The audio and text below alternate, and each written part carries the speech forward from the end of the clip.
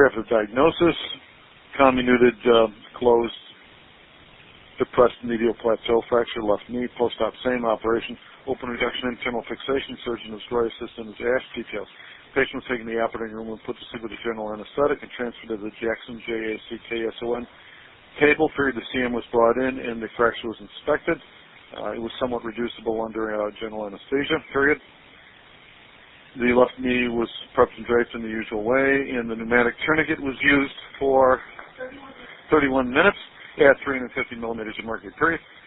A more or less median parapatellar incision was made over the left knee, beginning above the level of the patella and going down to the proximal 1/4 of the tibia.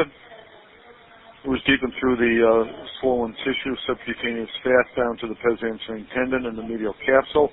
The knee was opened and the hemarthrosis was discharged. The knee was inspected and irrigated of loose debris. Next, the fracture was identified and it was reducible with TOWEL clamps. A 4-hole medial tibial proximal plate from SIMPI was placed in the appropriate area and anchored distally with 1 cortical screw and then adjusted proximally for the 3 locking screws.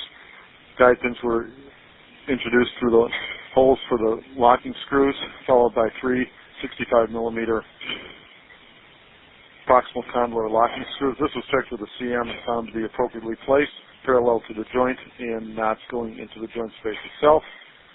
2 more screws were added, 1 locking in the more proximal end and another cortical on the more distal end. Period. This completely stabilized the fracture. There was no valgus or varus laxity following implantation of the metal. The plate and screws were checked in the AP and lateral views and found to be anatomic and correct. Period. The tourniquet was released. Wound was irrigated and closed in a routine fashion, and sterile dressing applied, followed by a bulky Bobby Jones dressing. Period. Estimated blood loss 25 to 50 cc's. Period. End of dictation.